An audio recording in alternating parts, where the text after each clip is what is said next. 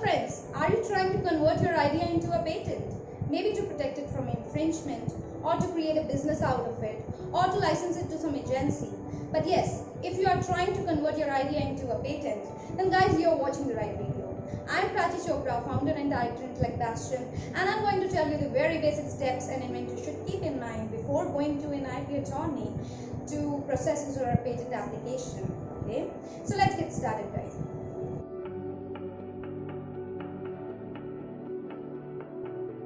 The very first thing I've analyzed is that inventors often come to me and say they want to have an idea, patent for their idea. But guys, the thing to be noted over here is that ideas cannot be patented. Oh, don't worry.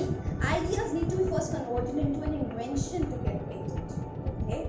So, if you have a technical or inventive solution to some problem, some solution, just thought of a solution, then it's a new idea. Okay. But if you're able to broadly and precisely describe it in terms of structure, function, in terms of its composition, and are able to provide some sketches, drawings, and illustrations of the same, then it is no longer an idea, but an invention. Okay? The thing to be noted over here is you don't need to have a blueprint or a prototype of your invention to file a patent application. You just need a very clear, broad and precise description along with the drawings of the whole invention that you have created. Okay? And one more thing that I would like to say is that there is a provision of filing a provisional patent application. That means if you need some more months for the R&D work behind your idea, maybe to convert it into an invention, you need some more months of R&D work, then what you can do is you always have an option to file a provisional patent application that provides you additional 12 months to file a complete patent application, within the duration of which you can always do your R&D work, and your priority date, your filing date, is fixed to be as the date of filing your provisional application.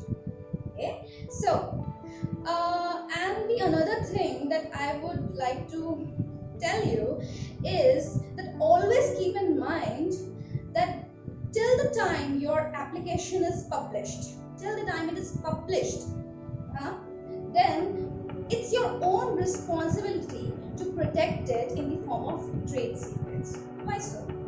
Let us say you disclose it to your friends, your relatives, out of curiosity, or let's say you need to disclose it to some product development agency to prototype it, convert it into a prototype, and they misuse it or for their own personal benefits. And if in case some of your friends disclose it in social media, some article, magazine or blog, or anywhere in the social media, magazines, newspapers, etc., then it is no longer a novel or new invention. It is considered as prior art by technology, and you will not be able to have patent for it. So please always take care. If you want to, if you have to disclose it to someone, always keep this in mind, to sign some kind of mutual confidential agreements, non-disclosure agreements with those people to whom you disclose your invention before it is published. Okay. Now, there are 5 main qualifying categories that come under the category of patentable categories. Okay. These are: if your invention is a process, if it is a machine, or it's a manufactured products, or it's a composition of matter, or it is an advancement over some prior works, then all these 5 qualifying categories come under patentable laws. Well, after having taken care of all these steps, the next major step is to examine your invention in terms of 4 major criteria. And these 4 major criteria are: number 1, novelty. That means your invention should be new, it should be novel, and it should not be already present in the prior arts. Number 2, it should have some kind of inventive step, and it should not be not of it means non-obvious. It should not be the case of non-obviousness. That means it should not be just a mere combination of two or three already available prior arts, such that a person having skill in the art in which you are claiming your invention, it seemingly becomes obvious for that person. Okay. The next major criteria is industrial applicability. That means once you start practically using your invention, it should provide some kind of technological and economical benefits to the society. Otherwise, it is just a waste and of no use. Fine. And the fourth major criteria is explicitly for Indian Patent Act, that it should not fall under Section 3 and 4 of Indian Patent Act. Now, Section 3 and 4 provide some exceptions to the acceptable inventions which can be patented, and these exceptions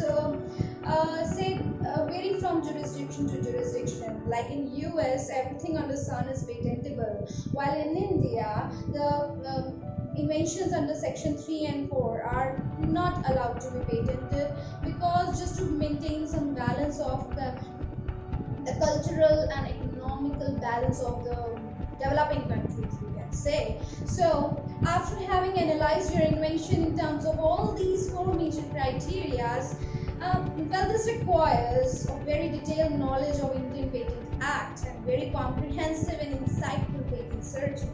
You can yourself do this using different kind of freely available databases like PatentScape and PatentScope, eSpaceNet, and USPTO official websites, and PatentLens, and so many different kind of freely available databases. But what the problem is that patent searching is to be done at the global level. It is to be done at global level. Plus, it requires so much time, so much effort, and comprehensively done. And we need to have very good and insightful, good quality patent searching to analyze your invention deeply. Okay, so you can refer our page, which I have provided in the description below, to know different kinds of patent searching, and I am always available on my Facebook page and LinkedIn page to get more insights on these kind of topics.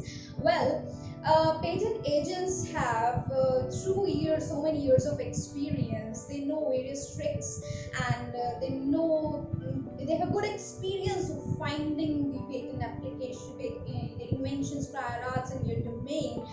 And I would always recommend you to seek professional help for this. Though you can do it, and I would just say, just try to do it, and then you will say, yes, this is actually requires a professional help to have an insightful research. This is what we do at Intellect Bastion, and we can provide you professional patent search reports if in case required. Now, the next step is to draft the patent application, and it should include title, objective, summary, field of invention, drawings and illustrations, and most importantly, claims of your invention.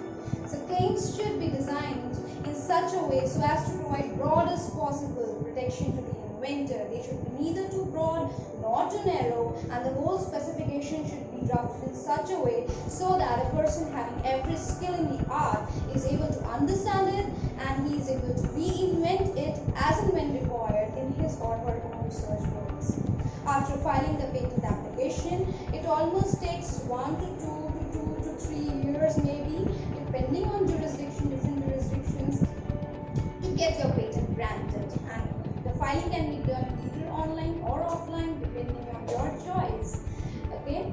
Now, there is always an option to file international patent application if you require, using a mode PCT, Patent Corporation Treaty, which is by WIPO, and it provides a very simple and cost-effective way of applying internationally, and so that it provides provide search reports and examination reports which can then be used while filing national phase applications to get your patent easily granted in different jurisdictions in which you require. Okay, so there is always an option of filing PCT applications to get patent applications granted internationally. Now, I think I have summarized all the basic steps that an inventor should keep in mind before converting his idea into a patent application and before going to any patent attorney. So if you want more knowledge on the same, and if you have any other question that you want to get answered, then I'm always available on my Facebook page, my LinkedIn page, my contact us page on my website, plus on my YouTube channel. Now this is the first video of my YouTube channel, and all the descriptions of links of all these pages are given below in the description, so you can always refer there. So till then, see you, bye.